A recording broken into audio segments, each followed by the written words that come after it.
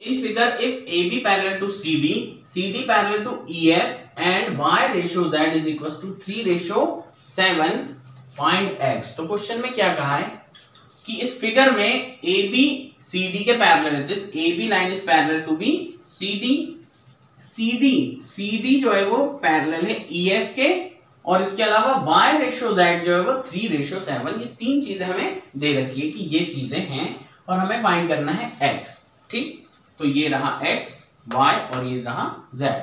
ठीक, तीनों लाइन क्या है, पैरेलल है, ये इसके पैरेलल, ये इसके पैरेलल, हालांकि तीनों ही एक दूसरे के पैरेलल हो जाएगी।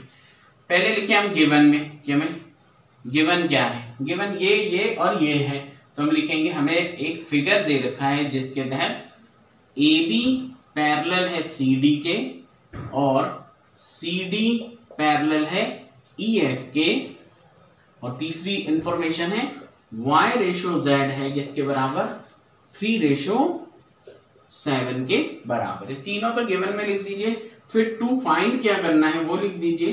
फाइंड क्या करना है, X की वैल्यू, तो वैल्यू ऑफ X। ठीक, इतना तो हमको लिखना ही, गिवन टू प्रूव। अब गिवन टू फाइंड, अब क्या करें, इसको आगे सॉल्व करें तो क्या हो जाएगा। देखिए ये पैरेलल है, पहले हम इसका और इसका यूज करेंगे। पहले तो लिख देंगे तीनों एक दूसरे के पैरेलल है। क्या दे रखा है कि AB पैरेलल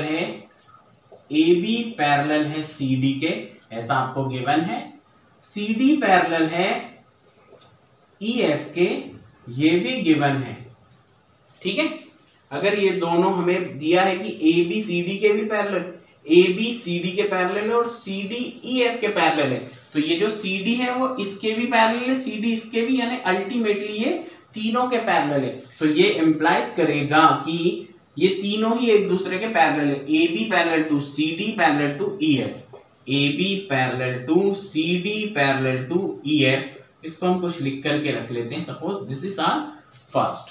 ठीक, अब हमने ये तो बता दिया कि तीनों एक दूसरे के पैरेलल हैं। अब क्या करें, ये जो रेशो है Y रेशो Z किसके बराबर है, 3:7 के। तो हम लेते हैं let the common ratio be R। ठीक है, हमने ले लिया कि एक कॉमन रेशो है वो है R। तो कैसे बन जाएगा, ये जो 3, जैसे y है वो 3R के बराबर हो जाए, तो y would be equal to 3R, और z जो होगा वो z would be equal to 7R। ठीक, सपोज ये सेकंड है और ये थर्ड है ना। अब ध्यान से देखना कि ये लाइन और ये लाइन, अगर मैं कुछ देर के लिए इस लाइन को मिटा दूं ऐसे, तो अब ये लाइन और ये लाइन पैरेलल है, ये लाइन इसे काट रही है, मतलब ये हो गई ट्रांसवर्सल, और ट्रांसवर्सल काट रही है तो यहाँ एक Z बन रहा है, यानी ये जो एंगल है और ये जो एंगल है, ऐसे Z बनाते हुए अल्टरनेट इंटीरियर एंगल्स बन रहे हैं। तो जब अल्टरनेट इंटीरियर एंगल्स बन रहे हैं और लाइंस पैरेलल हैं तो दोनों इक्वल होंगे। तो हम क्या लिख दें इसमें, AB parallel to B EF।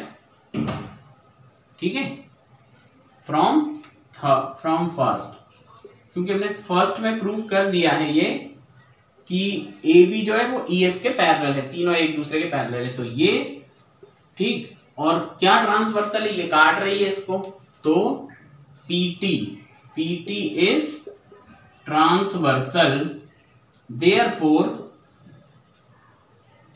इसीलिए अगर ये लाइन और ये लाइन पैरेलल है, ये से काट रही है, ट्रांसवर्सल है, तो ये पेयर बन रहे हैं अल्टरनेट इंटीरियर एंगल, तो x z के बराबर हो जाएगा, means x is equal to z by alternate interior angles. तो ये तो हो गया अल्टरनेट इंटीरियर एंगल, और z जैसे हमने क्या है, z की वैल्यू 7R बना रखी है, तो फ्रॉम थर्ड इसे लिख दीजिए, from third x would be equal to z की वैल्यू जो कि है 7R। ठीक, और इसे भी कुछ बना लेते हैं, चलिए ये हम अभी तक कर चुके हैं 3, तो ये हो गया चौथा। तो फोर्थ में हमारे पास x is equal to 7R आया है।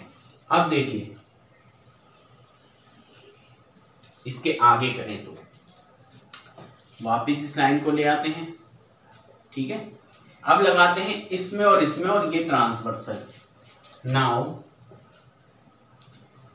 A B C D parallel है, ए बी पैरेलल है सी डी के, ऐसा आपको गिवन ही है। और ये लाइन काट रही है P T is transversal, P T is transversal. अगर ए बी पैरेलल है सी डी के और पी टी से काट रही है, ट्रांसवर्सल है, तो यहां पर देखिए ये सी बन रहा है ऐसे।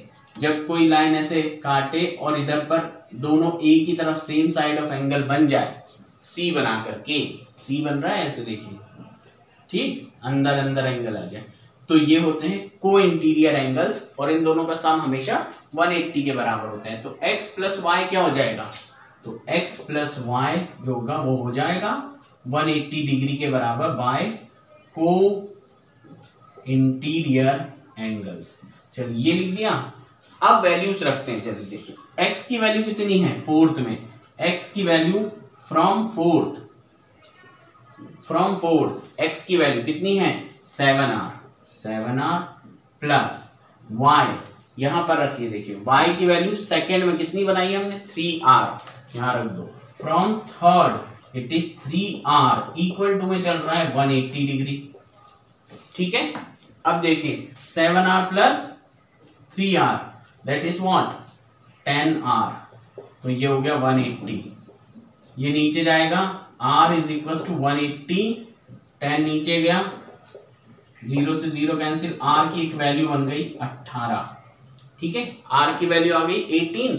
अब हमें निकालनी किसकी, हमें तो x की वैल्यू निकालनी, तो x की वैल्यू यहां पर देखिए ये है फोर्थ, इसमें रख देंगे r की जगह तो x की वैल्यू आ जाएगी, तो हम लिखते हैं put value of r in fourth equation, जो कि है हमारी x is equal to 7r, x is equal to 7r, तो x is equal to 7 multiplied by r की वैल्यू जो कि कितनी है 18, ठीक, 18 हमने यहां रखा और मल्टीप्लाई कर दीजिए तो कितना आ जाएगा 7 इंटू 18, 18 7 जा 126, तो x की जो वैल्यू आई वो आई है 126, यही तो हमारा आंसर है।